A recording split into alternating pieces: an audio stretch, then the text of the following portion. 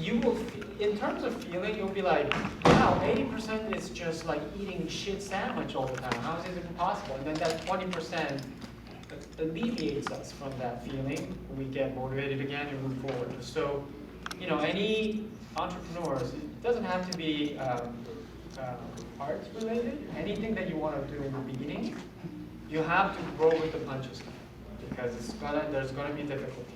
Just FYI, nothing is easy. Question? Yes. Within your stages of using meta sampling, when you were going through your whole process of what you wanted to see, did you see things that could have possibly have fitted, in what you wanted to do that just didn't work until later? When you started off, did it fit? Like how did you work through it? Yeah, so it's actually, first of all, it's meta sampling, but it's okay. Everybody says meta sampling, so maybe we should like call it meta sampling. But second of all, that's a great question because if the result is drastically new, then there won't be anything fitting. In other words, what we're doing is not necessarily making something to fit in the other place, but actually making something new. So so there's no real like affinity between classical and hip hop to begin with. So we're making a bridge at first. We thought that, oh, okay. I was thinking maybe I will just use only classical techniques and then I will be able to write like Kanye West. Never happened for me. So what I ended up doing was somewhat not classical because the minute you put MC in it, in classical music, they would be like, oh, this is not classical music anymore. And obviously it wasn't hip hop because the music was like sometimes 25 minutes long, and when we were doing it for the first time, we were doing it at the club, and then this guy was with the drink and tried to hit on this girl, and 25 minutes of music of this thing happened. He walked out. I go, this is killing the vibe. So we were sort of kind of going back and forth, and Chris was a great mediator for me because if it is up to me, I would like write 45-minute symphonies on whatever hip hop. But then he said, well, we got to change it a little bit. So we basically reacted to the market, and then I also didn't want to just do whatever that people liked. So we were pushing. There's a tension there, but we think of this as not necessarily just an art, but also something that we want to communicate at large with a large amount of people that are not just into classical music, So it was important for us that general public understands and appreciate the music. I don't know, does that answer your question? Yeah. Yes. Oh. So how does it make you feel to be like around like a bunch of people, like when you're on stage and stuff? It makes me feel, I don't have a feeling anymore because I perform all the time. When I'm performing, generally I'm looking at the musicians and I'm thinking about cueing them. So I'm really focused on what I'm doing. But when they like it, I feel great, of course, because that means that I did something for them, So, yes. And how much you guys read? How much you guys read? That's a fair question So to just- ask, actually. well, So okay. we can't disclose how much, but we're able to make enough where, so we're based in Oakland, California.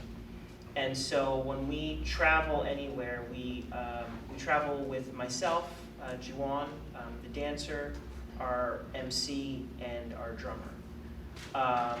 And so we're able to pay for their flights, we're able to pay them, we're able to cover the cost of food and hotel and all that stuff. So we make a good amount to make sure that they're taken care of, that our organization is still able to run, and then for us to continue going. Well, but also this film costed us.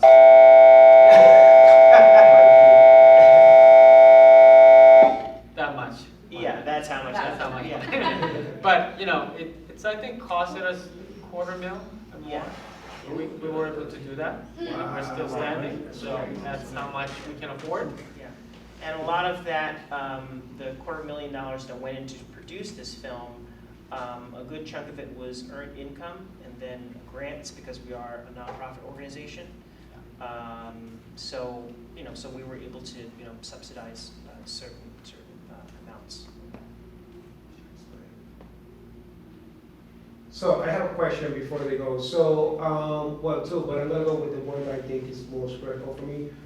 In the video, there was a scene where you reflected on Socrates and how, I think I read about that in one of my readings, about how he went to see the oracle, and if I'm not mistaken, I think the oracle was actually being intoxicated with the fume that was coming up. And I kind of missed the insight, but I do remember reading that. It was profound when I read it, and I was just wondering if you can either summarize or reflect a little bit on what was that Socrates so basically, what was it he saying, like these people don't know what they're talking about, like, what was the teaching in the whole scenario when he went to see her and then... In relation to this film or in general? I would rather probably see it in general. Okay.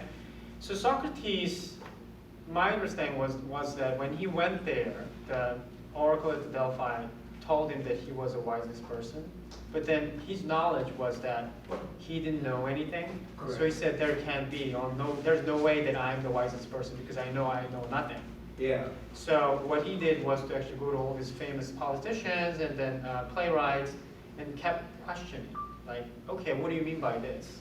Oh, but does it mean this? Because he kept asking definitions, he kept asking leading questions, and then it turns out that no one knew what they were talking about. Wow. But he was the only one that actually knew that he didn't know. Yeah. So. That's interesting, yeah. Quite a humbling experience, I guess, right? And then he got killed for it eventually. If you poke around and then say the right thing, truthful things, he gets killed. You get killed sometimes. Yeah. Look what happened to Jesus. Yeah. I wanted to point out something. You mentioned that you only travel with the 5 of you. Yes. So that means, where do your musicians come from in the orchestra? We work with the local organizations such as Kravis Center, and then we work with the players locally. And at some cases, when we went to Savantino, which is largest performing arts festival in Latin America, we actually worked with local MCs also. So they were speaking, They were rapping in Spanish. Yeah. Where you guys from? Originally, or Originally, yeah. I'm originally from Korea, South Korea. BTS, What about you? And I was born in Brooklyn, New York, but I grew up in Suffolk County, Long Island. But right now we're in Oakland. Yeah, right now we live in Oakland, California. Yes. When you started, did you have doubts? Did we have doubts? I didn't. Well, let me rephrase that. I thought the progression would have been faster than what it was going to be, but that's not really a doubt. That's just a miscalculation. But I didn't doubt that this was going to work because I felt as though A, the music was good, B, it was different, and I felt as though it was accessible, even though the forms were long and there was different meter changes in the music. I liked it, and I generally trust my taste that other people are going to kind of pick up on something from that. So that's how I felt. But you want? Well, I thought it was good, but I was writing it, so I'm not biased. But yeah, I had doubts because I felt like, and Chris helped me a lot with that because I know for a fact sometimes the innovation, let's say you have a great idea, but then the product just doesn't fit, right? And did you know that Microsoft first had smartphone idea before Apple, right? So they were earlier. So it depends on where you fit into that timeline. Even if you are right or you have a great idea, a great product, sometimes you don't fit. So this pandemic actually helped us a lot in some weird ways because I felt like the history has accelerated during the pandemic. A lot has changed. People change their behavior. They start working from home. They start doing all these different things, and things start clicking for us even more. Because as you can see, that what we're doing is really looking at hip hop and classical as both almost equal art form. A lot of times people have like cultural biases in either ways, because we've experienced both from hip hop and classical, the pushbacks. So we're looking at it as really a technique, like method, sampling, and method, it's just technology. So anything can be method, So Henry Ford, it was the conveyor belt line that you saw in the butcher house. For Darwin, it was some other theory from geology that he actually adapted. For some chefs, they actually do it, you learn French techniques and then you come back and open up a BBQ joint that's very different from normal thing. These are all method samples, and it's everywhere. So, but doubts, absolutely. And then I think that time, how much time can you put in? How much uneasy and suffering can you take? How much can you take, right? That's the main thing. So perseverance trumps talent, always. Doesn't matter how talented you are. If you give up quickly, not going to happen. Can you kindly explain to he's very familiar, I guess, with the concept, but I'm pretty sure there's some students here that are not familiar with what method sampling is. Yes. Can you kindly explain that to them? Yes. And how does that fit, now's a good opportunity, and Sure. how does it fit within the whole music conversation? Yes. So method sampling, as you can see, there's 3 examples that people who did something new because they had to do it is the process that they use. And the way they do it is to get some aspects of something that they know or something that they are really familiar with, and they put it in a context on a separate field that has nothing to do with it. And then by replacing a portion of it, for our group, instead of hip hop beat that's produced by producers, we actually write all that out, right? So then we're replacing the music with this thing. And once you do that, always something else changes. It never becomes like a buffet or where you go there and you have Vietnamese food and then Chinese food and then, KFC all together. It doesn't work that way. Once you replace a process, it always changes.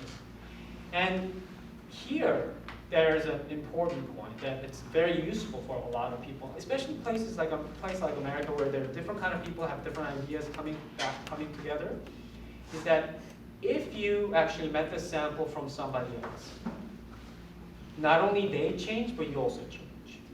So you go somewhere together and you invent something together, right? So the lesson here is to actually seek out something that has nothing to do with you. It seems like it's had nothing to do with you, you don't belong there.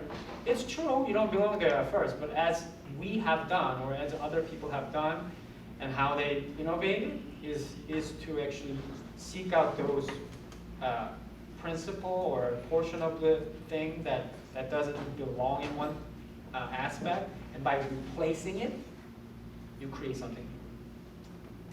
Does that make sense? Yeah. Yes. This is my last question, but when you were talking about, in the video, you were talking about how you guys are as a team, which is also a way of feeling as family. Before you became this unit, how was the teamwork or cooperation going with the organization? Was it still as strong as it is now, or did you make adjustments as yourself with the team, or did the team adjust Of teams? course, yeah, of course. It's very difficult. It's like basically having your own business and then building it. And Chris and I go way back, we're basically like brothers. But in the beginning of your business, as I said, if you're trying to do your own thing and that's your baby, right, basically, they're going to try to take it from you. They're going to try to usurp your authority, whatever. So you need to fight. And then you need to find the right people. And it just takes trial and error. I don't think there's any shortcuts, but you guys have something that's very valuable on your hand, which is time. You're young, and believe me, you can do anything. So it's not just talent. It's, like I said, I cannot stress enough. If you persevere, you will win. Trust me. Just persevere and then finish it, and then see what happens. You'll be a different person. You'll have a different perspective, you'll have different opportunities, and you leverage it differently. And then to piggyback off of that, when we first started, we did have different orchestra members when we were mainly doing kind of local shows and semi-local shows. And over time, some of those people, they either quit or we had to fire them because of lack of misunderstanding of what was needed from them. Same thing with rappers. We've worked with some that were phenomenal and we had to fire them. And so we realized that you have to be great at what you're doing. So you have to be great at your instrument, great at writing lyrics, great at rhyming, but you also have to understand how you fit in to this. And you'll find that if you're looking to build your own business or however, or if you're part of something, you'll find that you have to find the right people. And sometimes they're right for a certain period of time and then they fall off. Or sometimes if they fall off, they may come back again. So, you just have to really kind of trust your gut and know exactly what it is that you're trying to do and what you're trying to accomplish, and not make any compromises for that goal. Yes? Did you guys say way back then, teenagers type, did you guys ever think that you were gonna do this? Did you come up with it? Did you ever have a thought that you would do this? Well, okay, so I'm going to give you a perspective. I came to this country when I was 20 years old. I grew up in Korea. I went to high school in Korea. So, no, I had no idea that I would be doing. I didn't even like hip hop when I first came here. You know why? I was ESL, total fob, and then what is this? I don't understand this language. And then I studied classical music the whole time. So it was by chance.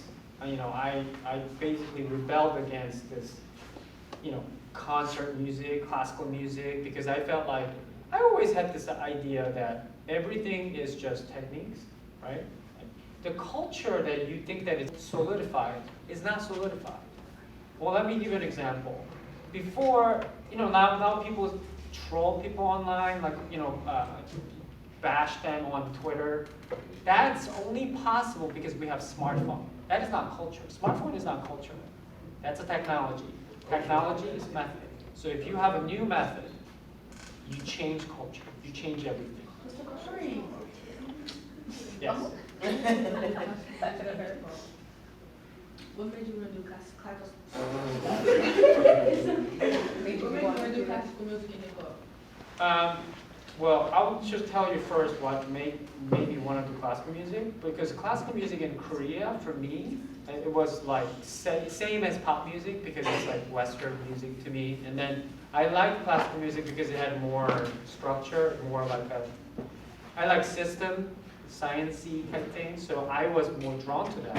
And then I heard Beethoven's Symphony No. 5 when I was 10 years old, and then I thought it was amazing. Then I found out the guy was deaf when he wrote it. I was like, how did he do this? There must be something. He can't be just coming up with all those things by himself, because no jazzers did that, no producers did that. So there's always a practitioner of people that are creating the language or creating some sort of system. So I wanted to learn that. That was my thing. And for me to do hip hop was my rebellion against this oppressive idea of classical music, because classical music is really Western classical music, and I'm really not Western, and I liked it, but then I didn't want to just follow the sort of trajectory that they have kind of laid out for me. So I wanted to do my own thing, but I also learned a lot of techniques, and I didn't want to throw it away, because it takes a lot of money and time to learn that stuff. So then I wanted to use it, and me going into hip hop was actually my middle finger against the establishment. I'm saying that, okay, I'm going to do this, let's see what you think, which kind of angered my teachers, which is what I wanted to do. So I was like, yeah, job well done. But then we got a huge write-up on very good newspaper, a full-page write-up. So it was like, okay, well, I guess somebody liked it, and then my MC at the time said, let's make an album. I was like, okay, well, I just did one piece, which just pissed off my teachers. Then I wrote about an hour of music next 6 months without understanding what I was doing. Then I got into hip hop. I was like, okay, I'm gonna really listen to hip hop. And I didn't like it at first, but what I did was to actually interface, engage hip hop as if I was engaging classical music. Sometimes I don't like certain classical music, but I just suffer through it, especially if it is like contemporary music, new music, which is like weird sounding stuff. I wanted to actually, show the same respect to hip hop. So I listened to it, and then I wrote down why I liked it or why I didn't like it. And until I actually had that, opinion, I kept listening to it. And then if I had the opinion, I moved on to the next piece. Mainly 90s hip hop, and then it was then I discovered NWA, that was my turning point. Like after Police, that track, that really kind of made me feel like I was dipped into the river of hip hop and was baptized and then reborn as a free person. And I said to myself, I can write whatever I want now. I can do whatever I want. So I kept pursuing hip hop that way, thinking that I would write hip hop music, but then I ended up not able to do it because of my background in classical music, and I was thinking I'm doing hip hop, but it wasn't. It was something different. So, which then led me to the realization of method sampling. Yes. Would y'all say y'all are happier like now than before, like while y'all were progressing, like to get here? So, like, Well, we're much more happier now, for Yeah, sure. yeah. I mean, it was terrible in the beginning. It was very terrible. So, because if you're doing something new, I mean, even hip hop too. Like, let's say, did you know that jazz used to be called jungle music and hot music by the establishment? But then now, there's an NEA Jazz Masters grant from National Endowments of the Arts, right? So anything new that is genuinely new will be attacked, okay?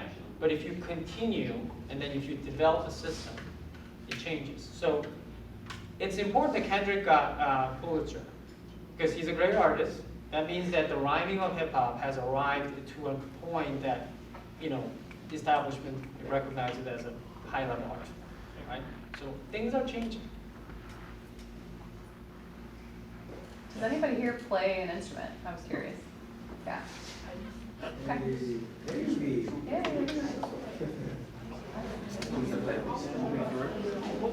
Anybody else have any questions? Any other questions, guys? Well, I mean, I want to say one thing. So don't think of this film and what we're doing is just, oh, I need to be talented musically or a dancer or whatever. I mean, the guy that you saw, Will Padilla Brown, he dropped out of high school. I mean, I think he finished high school. He never went to college. And he self-taught himself. And then the thing that he did that made him very important in mycology was that he actually wrote a first book on how to cultivate cordyceps, which is the kind of mushrooms that grow in insects. It's a mushroom that Infects insects. Right? yes, it infects insects. In the Last of Us, that's cordyceps, right? So cordyceps, and it was hard for Westerners to develop cordyceps cultivation. So the way he learned that was to watch Thai YouTube videos without understanding the language. So he watched it, and he actually got some ideas and tinkered with it. And then he said, okay, well, I now know what kind of nutritions that they use. I'm going to try to find that on Home Depot. That's what he did. So he changed everything. And he wrote that down and published the book, became a very influential person. A good friend of mine is very, he's a genius. So. I got one more question. I said I had two orders, so I'm gonna go ahead and ask the other one, take the opportunity. So you guys are very culturally different, with very different backgrounds, Brooklyn, Korea. I'm pretty sure there's a chemistry between you guys in the musical area, perhaps. But I don't know if this is the right question or not, but what do you think makes you guys chemically kind of just be so united, so purposeful in this mission? Like what would be like a talent, I guess, or not a talent, or an area that you guys think that makes your chemistry, I guess, come up with such products and stuff like that? How did you develop your synergy? Exactly. Well, I like to think of it from the standpoint that both Juwan and I don't really look at our races or our backgrounds too much versus how are you as a person.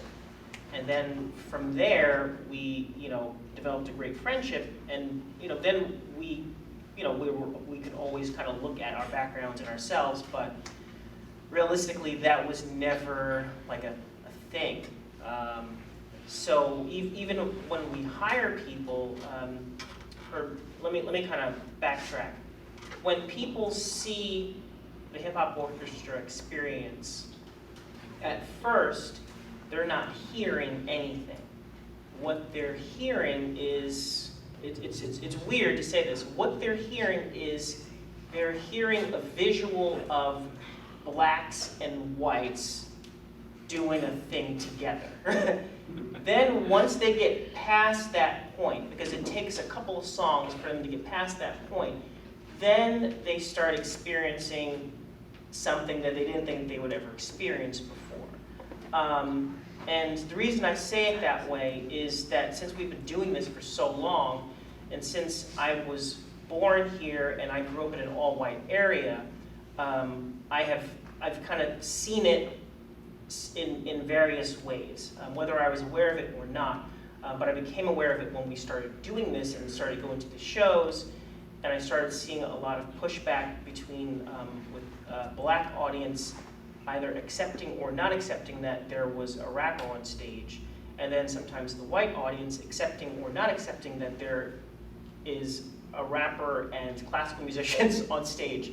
And then I just started thinking to myself, I'm like, oh, interesting. So there's like this underlying fabric that we're kind of all having to deal with, which is this weird racial social structure that sometimes really doesn't exist, but we kind of make it exist to, I guess, kind of build a framework that we can understand. So once people come to our shows, they're working through that level that's kind of ingrained in us when we're kids. And then, after, and this usually happens around like song 3 or 4, then they kind of like relax and they're like experiencing a great show. And so, it's unfortunate that for American audiences that happens quite a bit. But we're aware of it, and we just kind of roll with it. But when people really get into us and our music, they realize that we're not hiring anyone based on what they look like. We're hiring people based on, are you great at what you do? And that's a big deal. I feel it's a big deal that a lot of people don't talk about. Is it really doesn't matter. Actually, it doesn't matter at all what you look like, and it doesn't matter where you come from. The only thing that matters is that point in time of, are you amazing at what you're doing? Are you, do you feel great doing what you're doing? If all those boxes check yes, then 9 out of 10 times you're going to get whatever job or whatever position that you're trying to get, because you're great and no one is better than you at that point in time. So, yes. Can I ask you a question? Sure. You said you work at the Craft Center, right? I do, yeah. One question is, within your job, within how long time spent you working there, how does it feel when you work your job and you get to meet such amazing people, such as musicians, artists, who does crafts that you've never even thought of as you grew up? Does it excite you? Does it give you your own enlightenment? Does it bring like how does it bring to it? How does it affect you? That's a great question. That's a good question. Yeah. I love it. I have actually been in the performing arts field for a long time. I used to be a theater artist. I would act, sing, dance, direct, stage manage, do the run crew, wardrobe, anything that would put me in a theater every day. And when the pandemic happened, as you guys kind of mentioned, everything sort of shifted. And I found myself in this career where I still get to work with amazing artists. I get to meet really cool people. I get to bring opportunities and exposure to things like this into schools and hopefully impact the next generation to do something great and to have an appreciation for the performing arts. And so, yeah, it's great. It's really stellar. I'm very grateful for people like this, for Jawan and Christopher, and for you guys for having us. And that is, technically is time. Our time with you has come to an end, but I just want to say thank you again for having us, and I'll be sure to talk to Ms. Kelly and thank her for creating this opportunity for you all. If you have Ms. Kelly as a teacher, does everybody have her? Yes. Yeah, great. Be sure to say thanks. Go ahead. So guys, Close us out. I think we sold out both times tomorrow, but then we probably can give you one pair of tickets. So inquire, because we have like Okay. artist tickets. Yeah. So we'll give you one pair of tickets for you guys. They have shows at 2:30 and 2:30 and 7:30 tomorrow Yeah. At the Kravis Center? at the Kravis Center. Yeah. Yeah, we have some t-shirts to give Yeah, out. yeah, so I have we did bring some t-shirts for you guys.